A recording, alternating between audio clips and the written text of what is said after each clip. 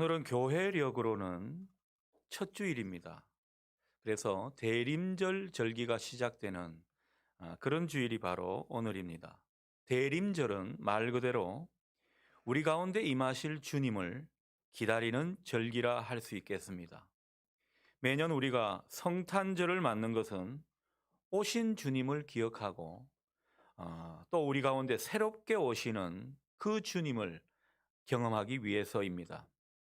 그래서 우리는 성탄절 전 4주간을 주님을 기대하며 기다리는 마음으로 촛불을 켜고 또 대림절 기간을 보내게 됩니다. 이 기간에 우리는 매주 감사, 참회, 평화, 희망의 촛불을 차례로 하나씩 켜면서 우리 자신을 정돈하고 또 주님의 오심을 고대하게 되는 것입니다. 우리 강단에도 그런 의미에서 대림초를 켜고 있습니다. 그런데 우리가 생각할 것은 이 대림절 기간이 정말 우리에게 의미가 있으려면 우리 곁에 다가오시는 주님을 우리가 실제로 기다리는 마음이 있어야 합니다. 단지 절기의 그런 내용들로 그쳐서는 안 된다는 것이죠. 기다림이 없이는 님이 오는 것을 알아차릴 수가 없습니다. 우리가 주님의 오심을 알아차리기 위해서는 우리 마음을 주님께 모아야 합니다. 내 안에 헛된 마음이나 욕망, 그리고 원망과 미움 같은 그런 것들은 다 내려놓고 주님께 좀 초점을 맞추면서 주님을 기대하고 깊이 그분을 생각하는 것, 얼마나 우리에게 중요한 모습인지 모르겠습니다. 이런 모습 가운데 우리는 주님의 오심을 새롭게 느끼고 경험하게 되는 것입니다. 어제 김장을 우리 교회가 했지요. 그 김장할 때 조신하게 일하는 한 권사님을 누군가가 세댁 같다고 그렇게 말했는데, 여러분, 신혼 때 남편을 보고 싶은, 그리고 남편을 기다리는 그 세댁의 마음을 이 시간 한번 떠올려 보시기를 바랍니다. 설마 우리 여성 교우들 그 마음 다 잊어버린 것은 아닌지 생각해 보게 됩니다. 여러분, 새댁이 있었는데요. 이 새댁이 밥상을 차려놓고 남편 오기만을 기다리다가 그만 깜빡 잠이 들고 말았습니다. 조금 후 새댁은 화들짝 놀라 일어나서 대문 밖 저만치까지 나가서 남편을 기다립니다. 배고픈 것도 잊어버리고 오로지 남편 생각에 기다리고 있습니다. 그때 어느 틈에 남편이 뒤로 와서는 슬며시 아내를 안으면서 내가 누구게? 이런 말을 하고 있습니다. 새댁은 여러분 뭐 TV 문학관 같은 데서 많이 보셨겠지만 몰라 몰라 하면서 남편의 그 가슴을 한두 번 치고는 그 품에 쏙 안깁니다. 그 품에서 얼마나 이 새댁이 행복해 하는지 모릅니다. 뭐 우리 중에는 좀 오글거리는 느낌을 받는 분도 있겠지만은 이 70년대, 80년대 영화에는 이런 내용이 들어 있었습니다. 여러분, 제가 이 말씀을 왜 드릴 것 같습니까? 여러분, 이렇게 기다리는 모습으로 그 남편을 만나는 그 세대, 얼마나 벅차오르는 감동이 있었는지 그걸 여러분에게 나누고 싶어서 이 말씀을 드리는 겁니다. 여러분, 주님을 기대하며 기다리는 사람만이 결국 주님을 만나게 돼 있습니다. 주님의 오심을 새롭게 경험하게 되더라는 거죠. 비록 우리가 어려운 때를 보내고 있지만은 여러분, 이번 대림절 기간 또 성탄절이 여러분이 정말 새롭게 경험하는 그런 주님과의 특별한 만남 되시기를 소원합니다. 우리가 그렇게 기대하고 기다리는 가운데 우리는 주님의 오심을 새롭게 경험하게 될 줄 믿습니다. 여러분, 이 경험이 우리 삶을 다르게 만들더라는 거죠. 얼마나 우리 삶을 기쁘게 하는지 모릅니다. 자, 주님은 오늘 본문에서 무화과 나무 비유를 통해 주님이 가까이 오고 계심을 말하고 있습니다. 32절, 33절을 보니까 이런 말씀이 기록되어 있습니다. 무화과 나무의 비유를 배우라.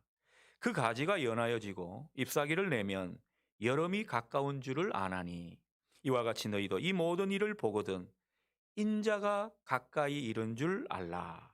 이렇게 말씀합니다. 여러분 이스라엘 사람들은요. 무화과 나무를 보면서 아, 가지가 연해지고 또 잎이 돋아나게 되면 여름이 가까이 왔구나 알아차린다는 것입니다. 우리도 그렇죠. 땅이 꽁꽁 얼어붙어 있고 또 매서운 바람이 여전한 그런 때지만은 왠지 모르게 나뭇가지 끝에 파란 새순이 올라오는 것을 보게 되면 우리도 봄이 오고 있음을 짐작하게 되는 것입니다. 이렇듯 주님이 오시는 것은 다 전조가 있습니다. 징조가 있더라는 것입니다. 우리에게 필요한 것은 여러 가지 전조를 볼 때 주님이 가까이 오심을 알아차리는 것입니다. 이런 영적인 민감성이 우리에게 중요하다는 것입니다.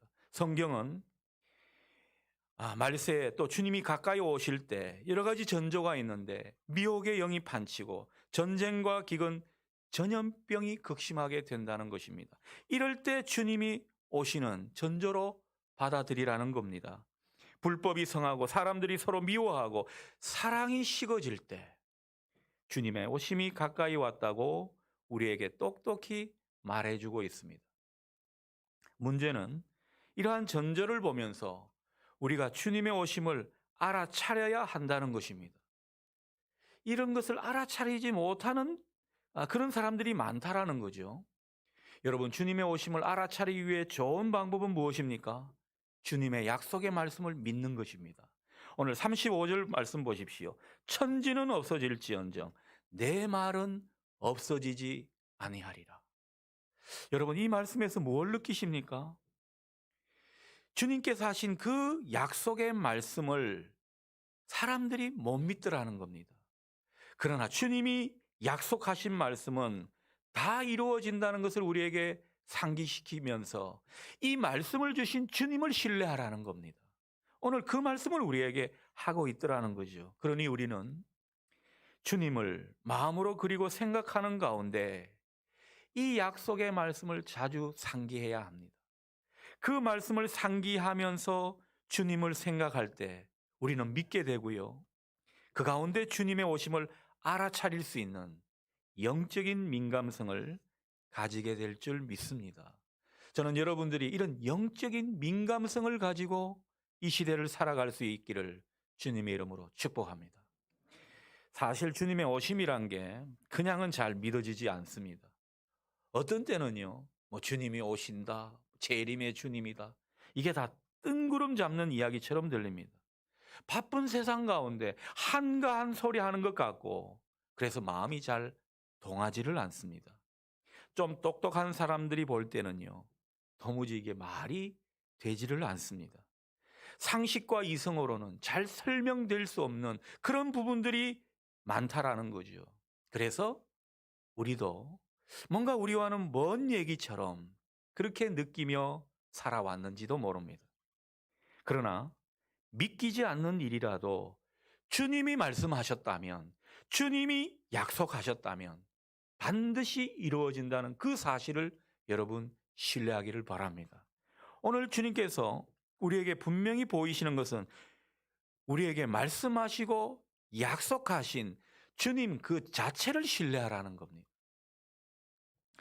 그 말을 한 사람이 믿어지지 않는 까닭은 어떤 말이 믿어지지 않는 까닭은 그 말을 한 사람이 믿어지지 않기 때문입니다. 우리가 주님의 말씀을 신뢰하지 못한다면 주님 자체를 믿지 않기 때문입니다. 그러니 주님이 오신다, 가까이 오고 계신다, 우리에게 말씀하신 그 주님을 믿고 주님의 오심과 우리 가운데 임하시는 그 주님의 약속의 말씀을 신뢰하는 이 아침 되기를 바랍니다. 아무튼 주님이 오실 날이 가까운 시대에 우리가 살고 있는 것은 분명해 보입니다. 여러분 어떻습니까? 바울의 표현처럼 우리의 구원이 처음 믿을 때보다는 훨씬 가까워진 것 확실해 보입니다. 그러나 오늘 성경은 이렇게 말합니다. 그 날과 그 때는 아무도 모른다. 36절 말씀이죠. 그러나 그 날과 그때는 아무도 모르나니 하늘의 천사들도 아들도 모르고 오직 아버지만 아시느니라. 그 날과 그때를 우리는 알 수가 없습니다. 그런데도 사람들은요, 이때가 언제인지 알려고 무슨 예를 썼습니다. 주님이 말씀하신 그 진리를 생각하기보다는 그때가 언제인지, 그 시기가 어디쯤인지 이런 것들을 많이 생각하더라는 거죠. 여러분, 이러다가 이단들이 생겨난 것입니다. 지금도 여전히 이단들은 이때와 시기를 중요하게 생각합니다. 그러나 주님은 오늘 분명하게 우리에게 말씀하십니다. 때와 시기는 아무도 모른다. 천사도 모르고 심지어 나도 모른다. 오로지 하나님만이 아신다. 그렇게 우리에게 말씀하십니다. 자, 그렇다면 주님이 가까이 오시는 것은 맞는데 그 때와 시기는 우리가 알 수 없고 또 그것을 신경 쓰지 말라는 식으로 주님이 말씀하신다면 그럼 도대체 우리는 뭐에 신경 써야 되는 것입니까? 주님이 말씀하시는 요지는 그렇습니다. 오늘을 제대로 사는데 우리가 신경 쓰라는 것입니다. 주님을 기다리는 사람은 바꾸어 말하면 오늘을 제대로 살아가는 사람들이라는 겁니다. 오늘의 시간을 충실하게, 오늘이라는 이 시간표를 제대로 살아가는 사람이 바로 우리 믿는 사람입니다. 사실 우리가 내 살고 싶은 대로 살고, 내 하고픈 대로 다 하고, 또 남들 하는 대로 그렇게 따라 사는 것, 어쩌면 쉬운 일일지 모릅니다. 하지만 우리가 정말 주님이 말씀하시는 주님 안에서 제대로 살아가는 것, 이것은 의외로 쉽지가 않습니다. 그러니 주님께서 이 말씀을 하실 때 당부하시는 것은 정신을 차려야 된다. 이때는 정신을 차려야 된다. 마음을 모아야 된다. 그러면서 주님이 말씀하시는 주님 안에서 제대로 사는 것이 무엇인지 분명히 알아야 된다. 오늘 이 말씀을 하시는 것입니다. 37절 이후를 보면 주님이 우리에게 제대로 살라고 말씀하시면서 예를 드시는 말씀이 나옵니다. 주님은 노아의 때를 예로 들고 있죠. 그래서 정말 우리가 제대로 사는 것이 오늘 이 말씀 가운데 은연중에 우리에게 하고 계시는 것입니다. 여러분, 이 노아의 때를 한마디로 요약하면 이런 것입니다. 간단하게 네 동사로 정리가 됩니다. 38절 중반절입니다. 먹고 마시고 장가들고 시집가고. 어느 광고 카피처럼 씹고 뜯고 맛보고 즐기고 네 박자 운율에 맞춰서 성경이 먹고 마시고 장가들고 시집가고, 이게 노아 시대를 요약하는 하나의 모습이라고 우리에게 전해주고 있습니다. 자, 그런데 그런 생각이 듭니다. 아니, 노아 시대가 먹고 마시고 장가들고 시집가고 이게 그 시대를 대표하는 것이라고 하는데 이게 뭐가 문제냐라는 겁니다. 성경은 마치 홍수가 시작될 때까지 사람들이 먹고 마시고 시집가고 장가드는 이런 일을 하다가 결국 망했다, 이런 뉘앙스로 우리에게 말씀을 전하고 있는데, 이런 말씀을 하시는 그 까닭이 무엇입니까? 여러분, 지금도 우리도 먹고 마시고 장가들고 시집가는 그런 일을 하며 살지 않습니까? 그렇다면 우리에게도 뭐가 잘못됐다는 것인지, 이런 것을 우리에게 오늘 말씀하는 것입니다. 자, 문제는요, 그 시대 사람들이나 오늘 이 시대를 사는 우리들이나 온통 일상적인데 마음을 다 빼앗기고 사는 그것에 문제가 있습니다. 주님은 그 점을 우리에게 말씀하고 있는 것입니다. 여러분, 먹고 사는 문제 중요하죠. 사는 게 힘들 때는요, 이런 일상사의 문제 하나하나가 다 우리에게 중요하게 대두될 수가 있습니다. 하지만 우리에게는 더 중요한 일이 있다는 사실을 알고 사는, 이게 우리에게 필요하다는 것입니다. 우리의 삶의 수준은 먹고 마시고 장가가고 시집가고 아니면 사고 팔고 집 짓고 돈 벌고 이런 게 다가 아니라는 것입니다. 여러분, 이게 우리의 전부인 양 살아가서는 안 된다는 것입니다. 우리에게는 이런 일상의 문제, 사는 문제뿐만 아니라 또 다른 차원의 문제가 있는데, 그 차원은 이런 것입니다. 하나님, 구원, 영혼, 예배, 하나님께 봉사, 영혼을 사모하는 마음. 이런 것에 영적인 문제가 우리 앞에 있다는 사실, 그것을 또 중요하게 생각하라는 것, 오늘 이것을 우리에게 당부하고 있는 것입니다. 여러분, 노아 시대나 우리 시대나 다 이런 영적인 차원을 다 잃어버리고 살아가고 그 가운데 육신의 일에만 빠져 사니까 결국 망하게 되는 것입니다. 오늘 그 점을 이 노아 시대를 보여주면서 우리 시대를 또한 생각하게 하고 있습니다. 우리에게는 건강 문제, 경제 문제 다 중요합니다. 이게 중요하지 않다는 게 아닙니다. 그러나 이게 다가 아니라는 사실, 그것을 우리가 알고 살라는 거죠. 물론 어떤 분에게는 이런 문제가 전부로 보일 수가 있습니다. 하지만 이게 전부로 보여서는 안 된다는 것입니다. 내가 아프다고, 내가 경제적으로 궁핍하다고 이 문제가 내 인생의 전부이냐, 그렇게 살지 말라는 것입니다. 우리에겐 하늘이 있고 주님이 있고 복음이 중요하고 사랑과 평화가 소중하다는 것입니다. 이런 영적인 차원, 이런 영적인 가치를 생각하면서 살아가는 것, 주님을 기다리는 사람의 모습이고 오늘을 제대로 사는 우리 신자의 모습일 것입니다. 주님은 이 모습을 우리에게 보여주고 계신 것입니다. 주님은 오늘 본문에서 말세에는 사람들이 더욱 육신의 삶만 생각한다고 경고하시는 것입니다. 노아 시대 때 그랬던 것처럼 점점 이 시대도 땅의 사람으로 살아가게 된다. 이것을 우리에게 보여주시는 겁니다. 그러면서 너희들은 그렇게 살지 말거라 당부하시는 것이죠. 우리는 주님의 바램대로 세상 사람들처럼 내 욕망에 대해 집착하고 또 육신의 소욕에만 빠져드는 이런 인생에서 벗어나야 합니다. 이제는 영적인 차원을 생각하고 또 영혼의 삶을 생각하면서 우리는 그렇게 살아가야 할 것입니다. 시편 49편 20절에 이런 말씀이 기록되어 있죠. 사람이 존귀하다고 볼 수 있지만 깨닫지 못하는 사람은 멸망하는 짐승과 같다. 이런 말씀이 우리에게 전해집니다. 오늘 그 비슷한 말씀이 39절에도 나오죠. 홍수가 나서 그들을 다 멸하기까지 깨닫지 못하였으니 인자의 임함도 이와 같으리라. 여러분, 노아 시대도 사람들이 깨닫지 못해 멸망했는데 인자가 오는 이 말세 때도 마찬가지로 사람들이 깨닫지 못해서 멸망하는 짐승처럼 망하게 되더라는 것입니다. 오늘 주님께서 이것을 우리에게 분명히 일러주고 있습니다. 그러니 여러분, 아무리 경제가 어렵고 아무리 코로나 때문에 살기가 힘든 시절에 있다고 해도 이럴 때일수록 우리가 먹고 사는 문제 그 이상의 차원이 있음을 보아야 합니다. 일상의 문제보다 더 중요한 일이 우리에게 있음을 알고 살아야 합니다.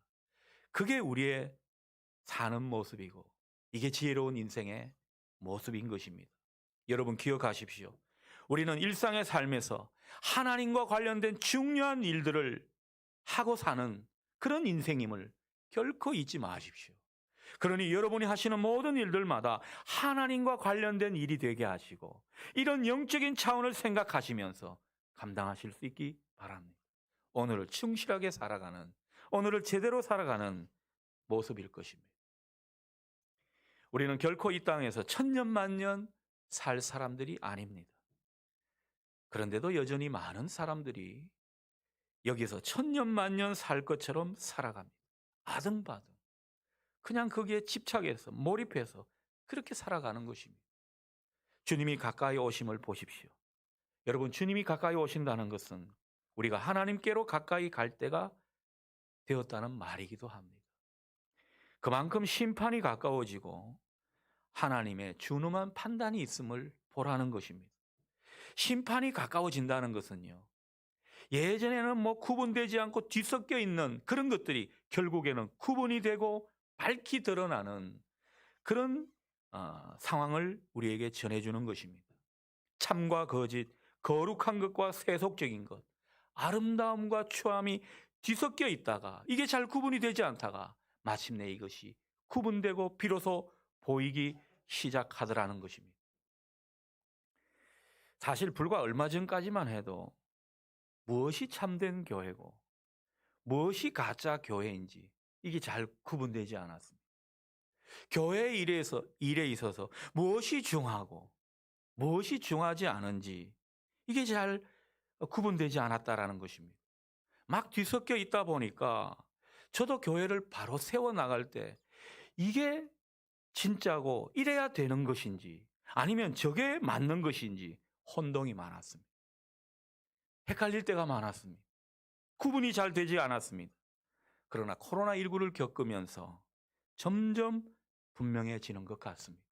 무엇이 참된 교회인지, 어떤 성도가 진짜 성도인지 점점 구분이 돼 가더라는 겁니다. 주님이 가까이 오실수록 이런 것들이 더욱더 분명히 드러나게 되어 있습니다. 주님의 징계와 심판은 우리에게 뭐가 거짓된 것이고 뭐가 불순물이고 뭐가 참이고 뭐가 순수함인지 이런 것들을 알려주는 것입니다. 그러니 코로나 시대를 사는 우리 이제는 정말로 진짜로 살아야 합니다. 진짜 성도가 되어야 되고 진짜 교회가 되어야 합니다. 주님께서 오늘 그 점을 우리에게 일깨워 주시는 것입니다. 최근 멈추면 비로소 보이는 것들이라는 책으로 유명한 한 스님이 결국 책 제목이 자기에게 부메랑이 되어 돌아오고 말았습니다. 멈추어 서서 마음을 다스리고 치유하자던 그 스님, 멈추어 사람들이 그분을 보니까 무소유의 스님이라 알고 있었는데 건물과 상당한 재력을 가진 풀 소유의 스님이었다. 아주 언론이 난리도 아닙니다. 여러분, 제가 이분 이야기를 하자는 게 아닙니다. 여러분, 멈추면요, 우리 존재와 우리 실상이 드러나게 돼 있습니다. 인자가 오시는 때 모든 사람들의 삶이 멈추게 될 것입니다.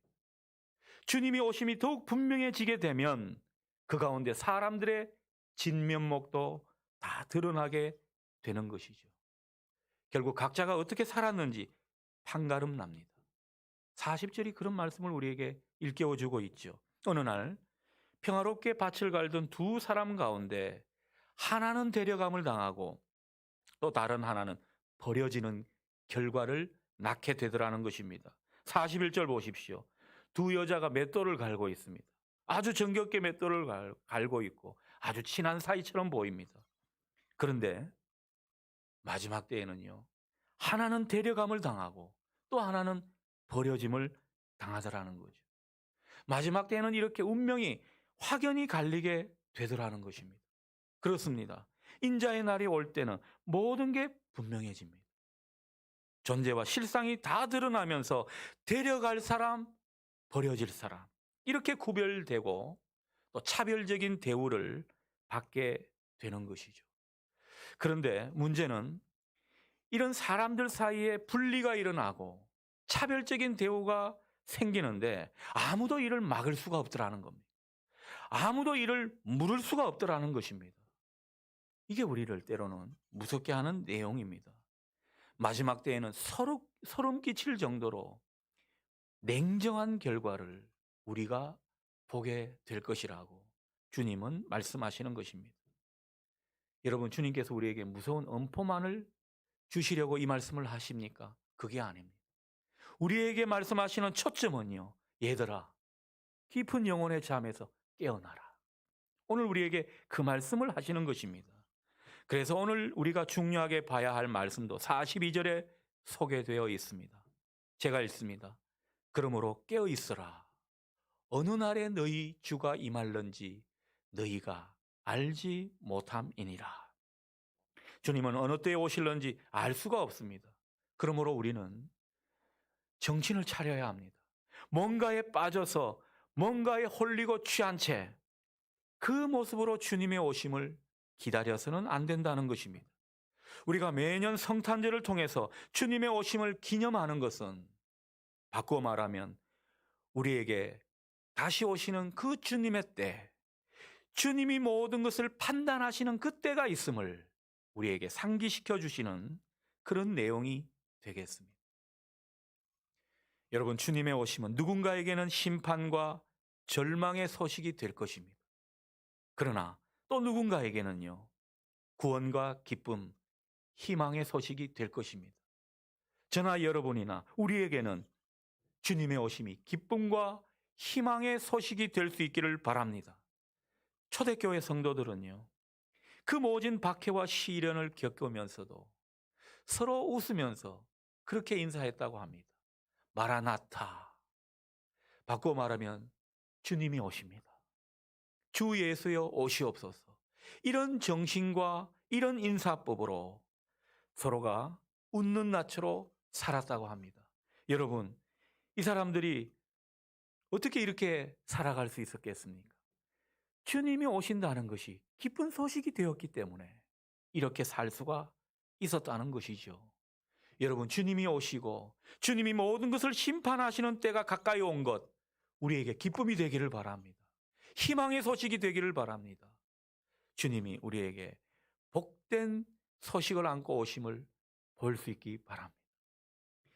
주님이 오신다는 소식이 정말 우리에게 기쁨과 희망의 소식이 되려면 무엇보다 오늘을 우리가 잘 살아야 합니다.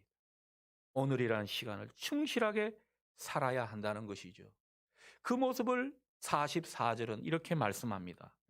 깨어 준비하며 사는 그런 인생이 되어야 한다. 이런 틀로 이렇게 말씀하십니다. 이러므로 너희도 준비하고 있으라.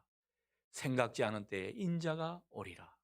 준비하고 있어야 된다는 것이죠. 깨어 준비하는 인생이 되라는 것입니다. 여러분, 먹고 사는 문제 그 너머에 영혼의 세계를 보면서 우리 마음과 영혼을 정돈하는 이런 인생으로 살아야 된다는 것입니다. 여러분, 주님의 뜻이 어디에 있는지 여러분이 일하시는 그 모습 속에서, 여러분이 살아가시는 그 모습 속에서 분별하면서 주님의 삶과 가르침, 주님이 우리에게 일러주신 그 말씀을 우리 영혼의 양식을 삼고 살라, 그 말씀을 우리에게 하고 계신 것입니다.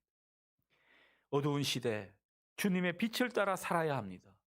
주님의 빛을 따라 살고 하나님의 시간표대로 우리도 움직이며 살 수 있어야 된다는 것이죠.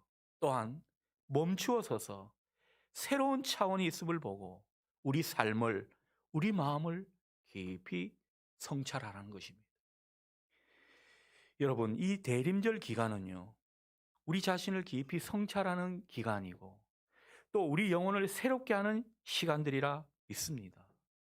주님이 말씀하신 것을 우리 영혼의 양식으로 삼으면서 하루하루 마음의 옷깃을 여미며 살아가는 그런 기간이라 할 수 있습니다. 그 가운데 우리는 기쁨을 잃지 않고 희망의 소식을 안고 살라는 것이죠. 주님께서 우리와 함께 하실 것입니다. 이런 마음으로 살아갈 때 그 누구보다도 주님이 오고 계심을 보게 될 것입니다. 전보다 더 새롭게 보게 될 것입니다. 주님을 기쁘게 맞이하면서 그분을 만나게 될 것입니다. 주님을 새롭게 경험하는 좋은 계기로 주님께서 만들어 주실 것입니다. 마라나타, 주여 오시옵소서. 이 마음과 또 이런 인사법으로 우리도 이 대림절 기간을 조용히 우리 가운데 다가오시는 주님을 응시하며 기대하며 기쁘게 맞이할 수 있는 그런 우리가 될 수 있기를 주님의 이름으로 축원합니다. 아멘.